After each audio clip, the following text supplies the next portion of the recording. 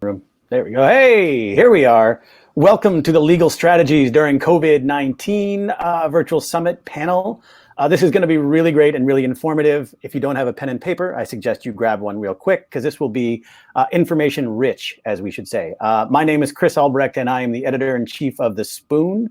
And I am so happy, well, happy is the wrong word probably given all this, but I am so thankful that we are being joined by Ryan Palmer today. He's a partner at Lathrop GPM.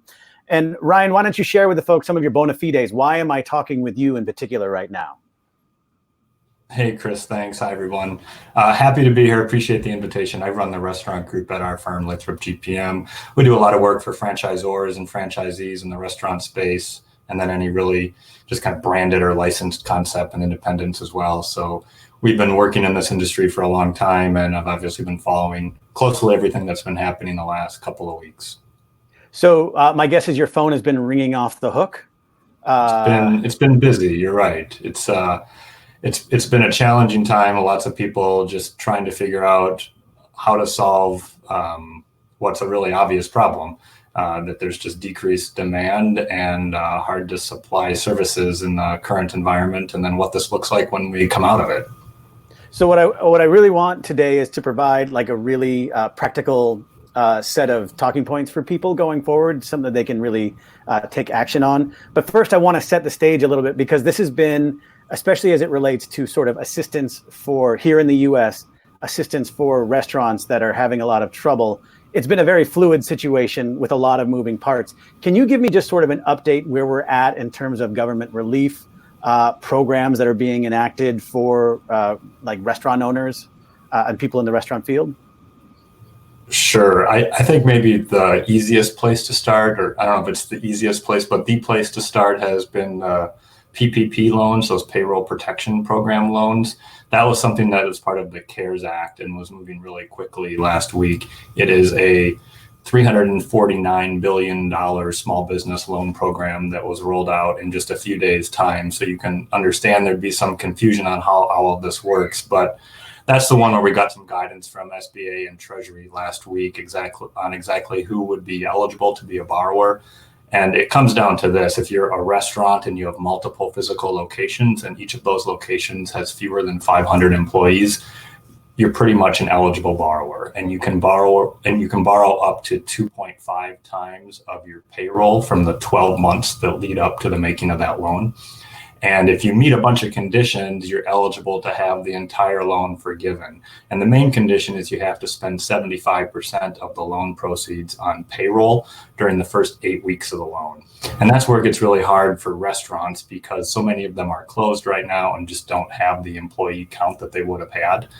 And then there's also a way that forgiveness gets reduced, and that's if you eliminate jobs and don't restore them by June 30th, or if you cut someone's pay. It's anyone who makes under $100,000. If you cut someone's pay by 25% or more, then there's a dollar for dollar reduction on the forgiveness. So it's a complicated formula, but the bottom line is there's a bunch of money available right now. The interest rate is 1%. It's a 2-year term. There's no collateral required, no personal guarantee required, and there isn't this credit elsewhere test that SBA usually has. That's a test that says you've gone out and looked for money somewhere else before coming to SBA. So if you've done an SBA loan before, it's the same typical program, the 7A program, but it's a much broader pool of borrowers, and the restrictions are much less severe than typical SBA financing.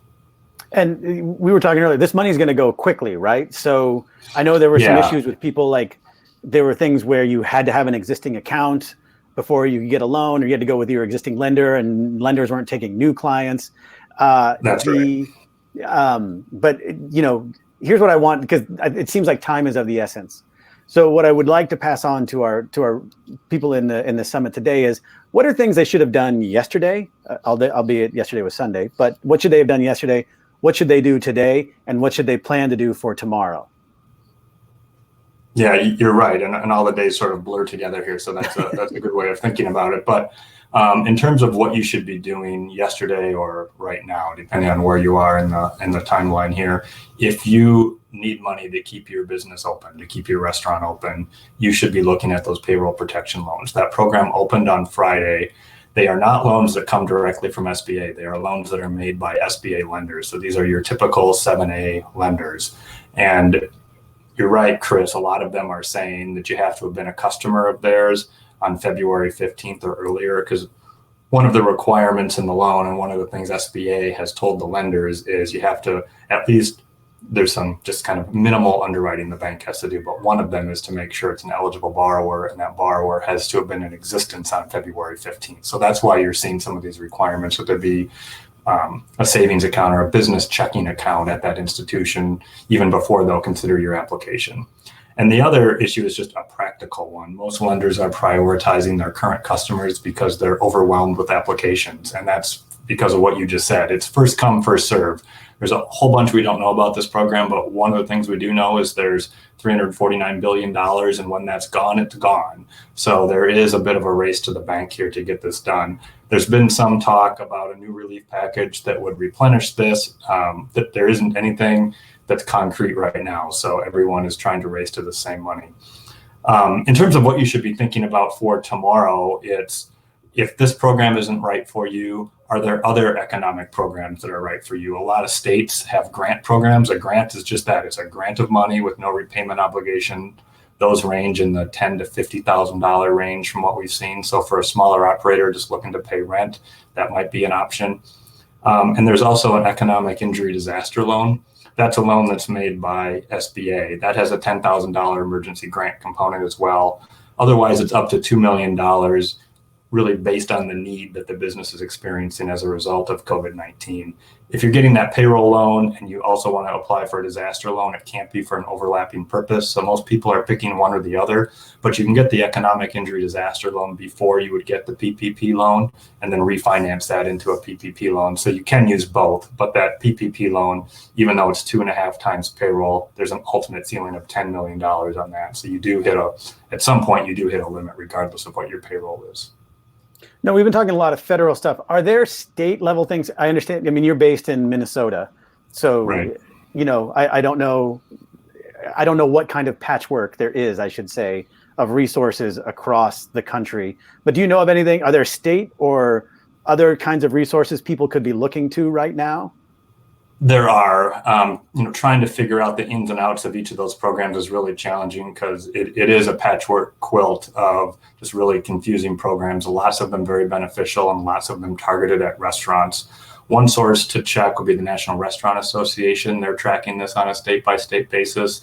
International Franchise Association is also doing that, and the James Beard Foundation, last time I checked, they're actually providing some grants plus tracking this on a state-by-state basis. So those are really the clearinghouses of information for these types of things. But talk to your local representatives, talk to your communities. I mean, we're seeing those formal programs that are really low interest loans or forgivable loans at the state level, or even just the outright grant at the state level. But we're also hearing about lots of informal programs where hospitals will commit to a certain amount of off-premise dining, delivery, or takeout to feed their workers. And there's a rotation of restaurants that participate in that, which is obviously beneficial for the hospital and also beneficial for the restaurant community. So keep your ear to the ground on those things. What kinds of questions? So your phone is undoubtedly, as we talked about, like ringing off the hook. What are some of the main concerns people are bringing to you, your restaurant clients? It's really what do I do and what obligations do I have to my employees? I mean, a lot of it is just really challenging because the decision is you have to lay off or you have to furlough employees, which is an incredibly difficult decision. I think it's particularly hard in the restaurant industry. Everyone works under challenging conditions at unique hours and becomes a family, really. It sounds trite to say, but everyone does really feel like a family when they're working together in the industry. And then when you have to lay someone off or furlough someone because of something totally outside of your control, it's really challenging. So that's number one, figuring out how to help employees and what obligations you have to the employees. And then number two is, what do I do with the business? Usually the three biggest creditors are your lender, your landlord, and if you're a franchise, your franchisor. So talking to all three of those parties to figure out what the short-term path forward here is and what solutions there are inside the contracts for that and what negotiated solution we have to reach just to keep the lights on and to keep the enterprise operating during a period of time and a circumstance that really none of those contracts probably fully anticipated. Speaking of negotiation, what things can be negotiated right now? Like if I'm running a restaurant and it's, obviously there's all this chaos and these things that are happening, all these pressures being put upon me. What are the things that I may not think of that actually could be negotiated? One place to start is with your landlord. If you think of what a landlord wants and what a tenant wants, there's a real common interest there, and that a landlord wants tenants in its spaces and a tenant wants to be in the space under normal circumstances. So a landlord is more likely to want a tenant that's going to stay in that space and may be willing to take some cost to allow that tenant to stay in the space than trying to enforce a lease or trying to enforce a guarantee and paying for that and then having to relet that space and having some period where they've got a dark space.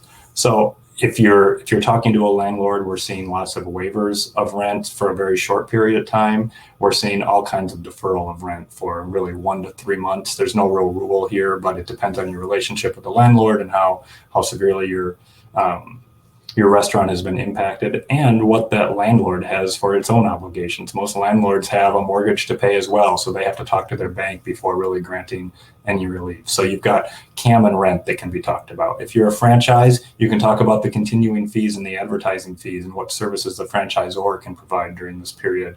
And if you're a lender, and if you're talking to your lender, maybe there's a bridge loan that can get you into one of the federal programs, or maybe there's some forbearance that can be offered or an interest-only period that can be offered to really help see you through this period and then get you on stable footing, hopefully by fall.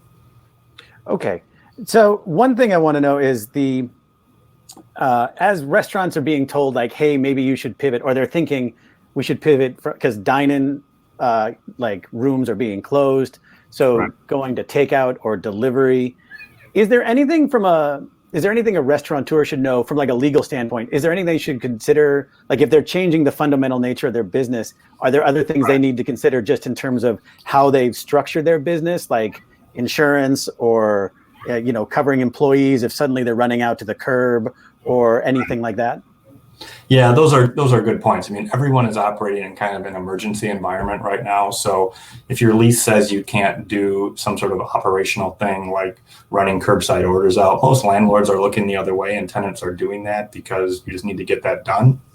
But long term, there's going to have to be a solution once we figure out what this looks like post-virus or when this abates and we return to whatever the new normal is. So you're right to bring up insurance. If you're a concept now that prior to the virus didn't have any delivery or any significant delivery, you have to make sure your insurance coverage will extend to your employees who are out in your vehicles or out in their own vehicles. So if there is an accident, you're covered and the business isn't put at risk. You should look at any restrictions in your lease.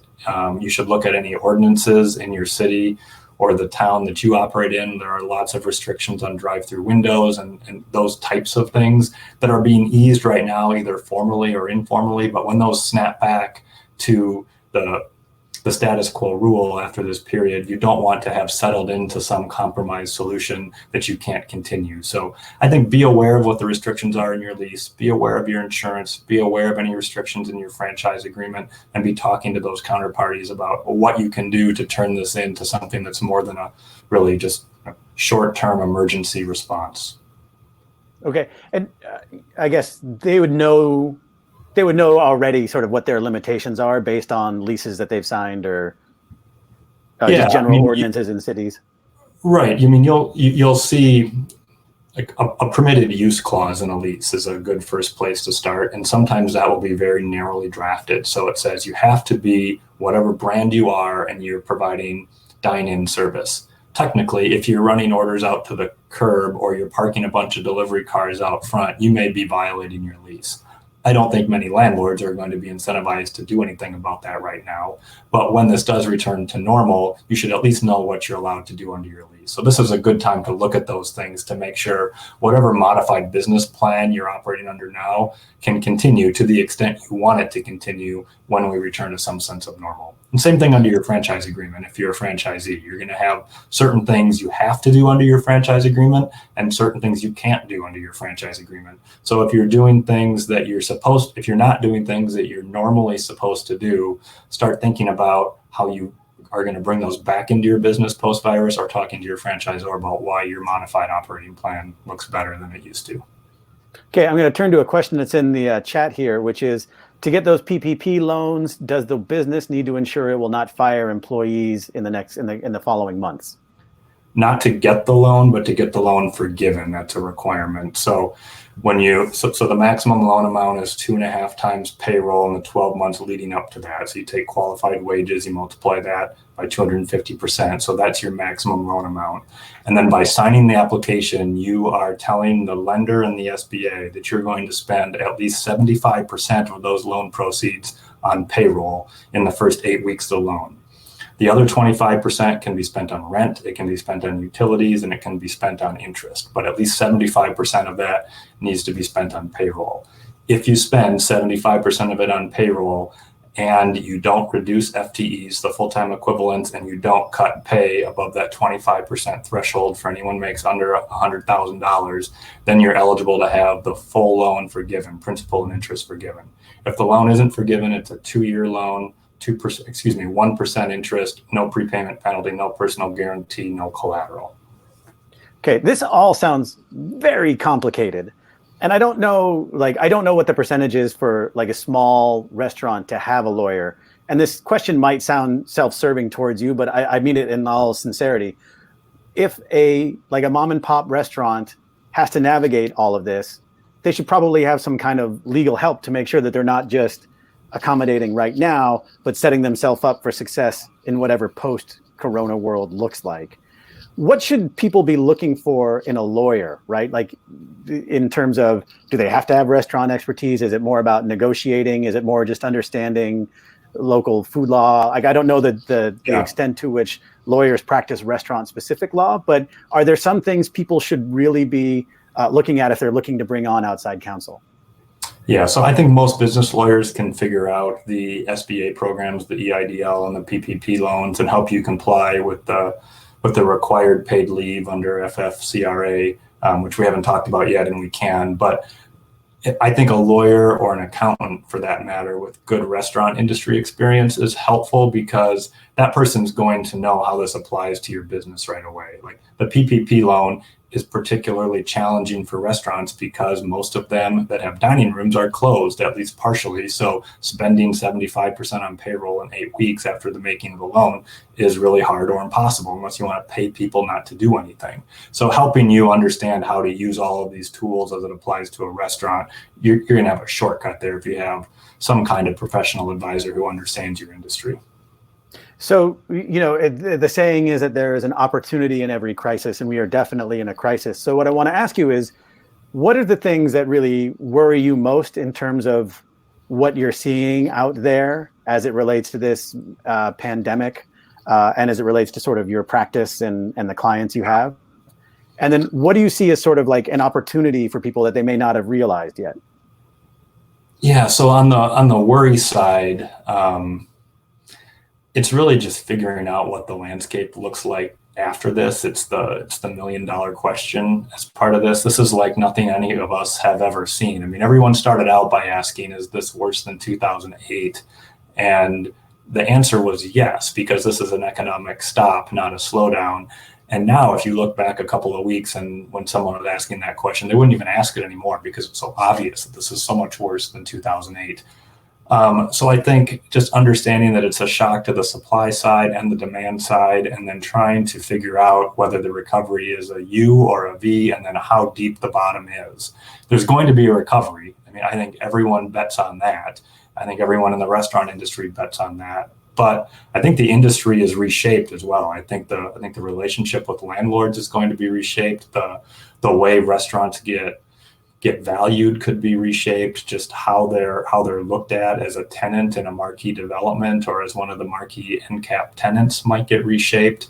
And then just what restaurant dining looks like. You can understand that a lot of people would be hesitant to go into a crowded dining room. Are we going to see regulations that would restrict capacity in dining rooms? Is this going to be a boon for third-party delivery and takeout orders and pickups? Will this start a home is my castle mentality where people are just spending less time out of their house? And I think a lot of that depends on what happens with the medicine as it relates to the virus, whether we have a therapeutic that will help people feel better, or we get a vaccine or testing. There will always be some desire to get outside of your house, interact with others, and to gather. But I think people are starting to wonder how long that's going to take and if we'll ever return to the level we were at pre-virus. And I've heard a lot of comparisons to 9/11, not in terms of the event so much as there are things that were normal pre-9/11 and there are things that are normal after 9/11. And it might be that our social gatherings in public spaces after coronavirus just feels different than it ever did before. And then trying to figure out how that's going to feel different, what big box casual dining concepts are going to look like, and then how people deal with an aggressive growth plan that was highly leveraged, and it depended on opening up more boxes and attracting more consumers, and wasn't a system that was designed for off-premise dining. A lot of that was for on-premise dining. So I think there's a lot to be written here, and we're reading everything we can, as I'm sure all of you are. Okay, we got a question from Tiffany in the audience. With COVID-19, restaurant workers are frontline employees. What are some considerations for an operator in terms of employee safety from a legal standpoint in this current environment? And then she has a follow-up. Are we legally responsible for diner safety if they contract the virus at our restaurants? Can we be sued? Really good questions. Yeah, so let me start with the employee side. This is probably a good time to talk about the paid leave requirements under the FFCRA. That's the Families First Act, which was the law passed just before CARES. And what that said was any employer who has under 500 employees, so 499 or fewer employees, must offer 80 hours of paid leave to anyone who is seeking a diagnosis for COVID-19 symptoms or has been ordered isolated or quarantined because they have the disease. And that leave is fully offset by a payroll tax credit that the employer would receive, as are these, and I'm racking my memory now, but I think that's up to $500 per day at 100% of the employee's wage for 80 hours. If you are home because you have to care for someone who has been diagnosed with the disease, or because you're a parent and your child's school or daycare is closed, you're eligible for up to 66% of your pay, or up to $211 per day. And then there was an expansion of FMLA as well. They're calling it Fmla Plus, which is 12 weeks of partially paid leave. This is 2 weeks of unpaid leave, and then an additional 10 weeks of paid leave at 66% or $200 per day for anyone who's at home and is caring for a child because that child's school or daycare has been closed. So the first thing to do is make sure you understand where you fall in those requirements, and that you're allowing your employees to take that leave, and you put up the required poster that came out from DOL. The second thing is it's a lot of common sense. If you have employees who are on the front line, make sure you're offering them a clean and safe work environment. You're wiping down surfaces, you're disinfecting things, you've heightened your cleaning requirements, you're providing hand sanitizer, and in some cases you're going to want to limit the number of people who are in the space so that they can maintain that social distancing. I think the guidance at one point was 3 feet, it's changed to 6 feet, and really just monitor what the WHO and CDC are saying on that. It really comes down to don't be negligent. And when lawyers look at negligence, they look at what a reasonable person would do. So that's a moving target. And one of the things that typically happens with events like this is what's reasonable changes because it has to adapt to whatever circumstances are happening. It may not have been required, it may not have been deemed unreasonable a year ago to not provide a frontline employee with hand sanitizer as long as they had some other way to wash their hands. Now we don't know. I mean, that's pretty common now that you walk to the grocery store or you walk into a pizza delivery place and they have that hand sanitizer out for the employees. So if that becomes common enough, then that sets a new standard for what's reasonable. And then there was a second part of the question. You'll need to remind me what the No, that's all right. Could a restaurant be held liable if someone feels they've contracted the virus from a restaurant? So really, the same standards apply with any foodborne illness. If you've followed a procedure that is reasonable and not negligent, there probably won't be liability. If something is traceable to you or your employee and you haven't taken precautions to allow those employees the leave that they're mandated under federal law, or you ignored someone who was symptomatic, then yeah, you could be liable for those things. And is there a resource online for people? Because it seems like, to your point, things are changing, right? Like you have the WHO guidelines. Is there an updating resource online for restaurateurs to understand, like, hey, you need to be 6 feet apart, or if you are doing takeout, they need to wear gloves? Because we've at the Spoon have written about a couple different restaurants in different parts of the country where it seems like they've gone to a takeout model, but you have one person dealing with lots of people. No one seems to be wearing gloves. It seems like there is no standard, or if there is one, it's sort of a moving target. Is there a resource for people to find information? Yeah, I think you're right that there's no standard, but people are kind of feeling their way through this. If you look at the National Restaurant Association website, they have a COVID-19 resource page that is good on these operational type matters. I tweet things at Palmer Franchise when I see them, and then our website at lathropgpm.com, we have a COVID-19 resource page there as well, which is really business focused, but has a lot of restaurant information as well. And when we see resources like that, we link to them. So I agree, it's confusing, and it's definitely changing. And is that something, if you were a franchisee, that should be coming down from your franchisor? Like, is that where they can expect? I mean, expect, I don't know. It depends on the system.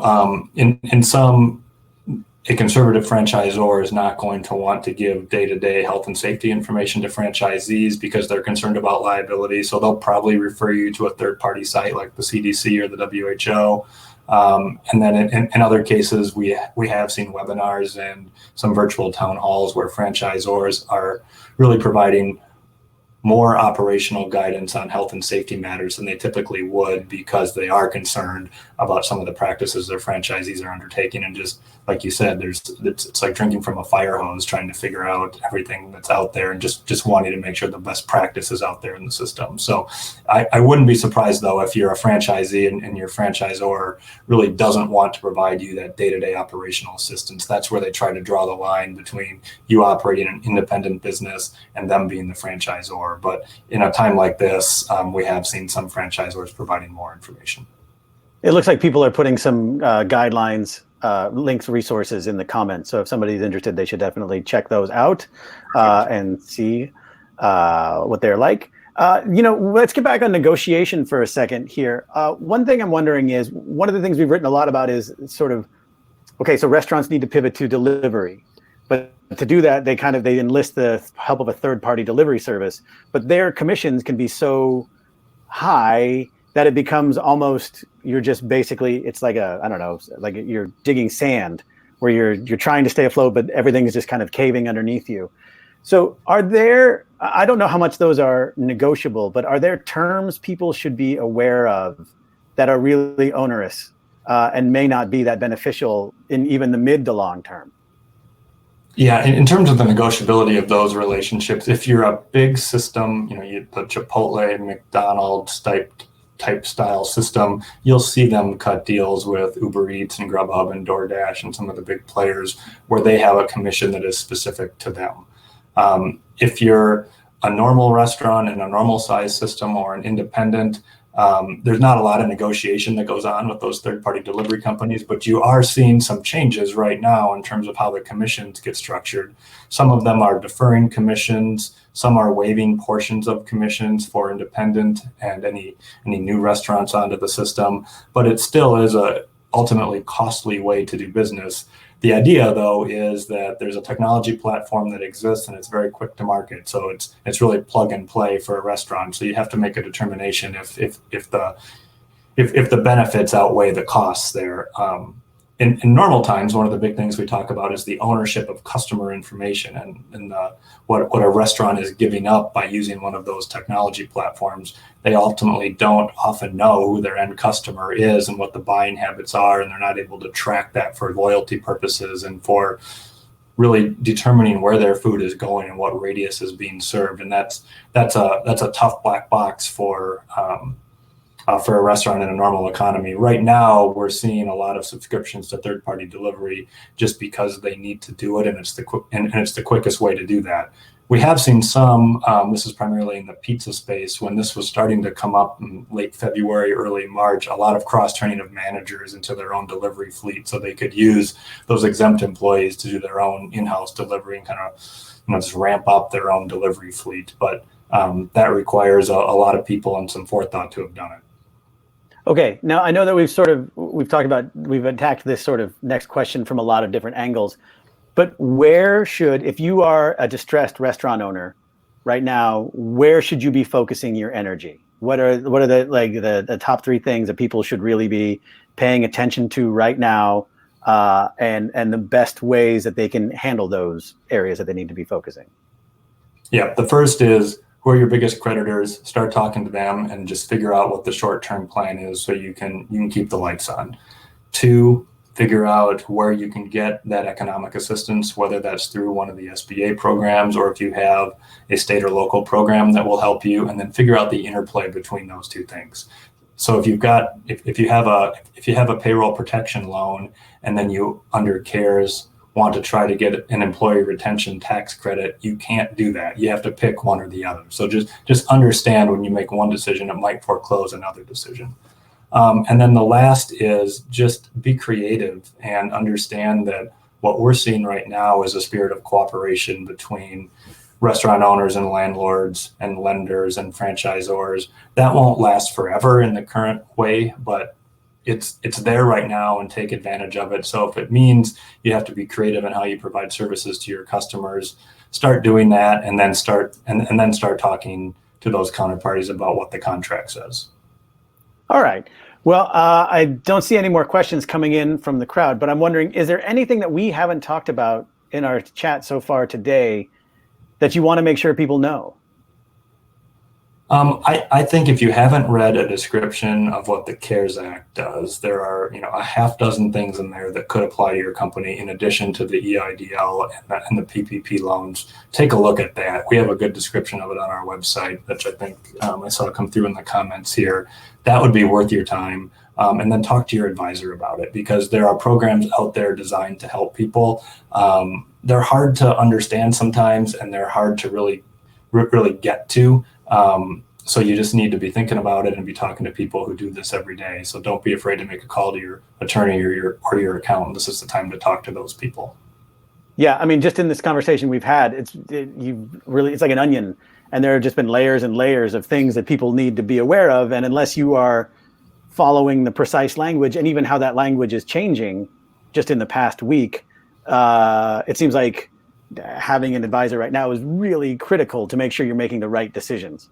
Well, and that's the hardest part, is the changing nature of it. And it's understandable that it's changing because it's being rolled out very quickly, and I have a lot of respect for all the officials who are doing it. But it means there are a lot of moving pieces, and you have to have some patience and grace here as you work through this at a very uncertain time for restaurants. Yeah. Well, thank you so much, Ryan, for your time today. This has been very informative. This is a tough time for everybody, and restaurants in particular are getting disproportionately hit hard, and all the people that work there. Oh, one thing I did wonder, actually, this brings me up. I know that there are a lot of philanthropic things that are happening right now to help out restaurant workers and restaurants. Is there anything, if someone accepts assistance from that, is there anything, could that impact anything? Like, it's a big open question right now. I mean, we're seeing a lot of petitions at the national sites and the relief funds that'll help workers, or you see people accepting donations for their employees when you do the takeout order. Some of those larger restaurant companies are applying for 501c3 status, so those really do turn into a tax deductible donation, and then it's a grant that then's made that then on the back end is made out to the employees. But that's one of the open questions right now in terms of how that impacts an employee's eligibility for unemployment compensation or for other assistance. We haven't seen any great guidance on it right now, and it's one of those things where if you can get some money into an employee's hands so that they'll stay loyal and they'll be able to pay rent or be able to pay a mortgage and then come back to you, whether they're on furlough status or some other temporary leave status, they'll be there, and they will have been able to satisfy their obligations, or at least a good percentage of them during this time. So I think the underlying theme from today is keep your eyes open, understand that this is a very fluid situation, be able to be adept and nimble, bring on someone who can help you navigate the legalese of all of this, because we're not at the end of this, and things are going to continue to change.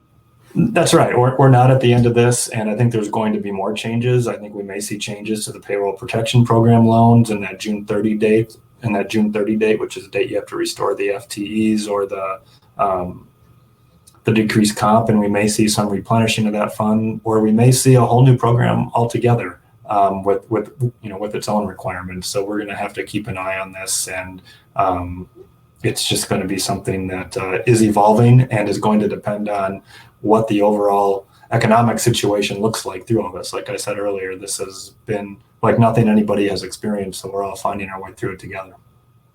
Well, thank you again, Ryan. We really appreciate your time. Normally at this point, I would ask everybody to give you a round of applause, but we're virtual, thankfully. So I just want to remind everybody in the audience that we'll be back at 12:15 for Paul Friedman on the historical impact of COVID-19 on food culture with Mike Wolf. So you can log back in then, or just keep this running in the background. It's not costing you anything. So thank you, Ryan, so much again. I appreciate it. Again, Ryan Palmer, partner with Lathrop GPM. Thank you so much. Thanks, Chris. It was my pleasure. Good luck, everybody.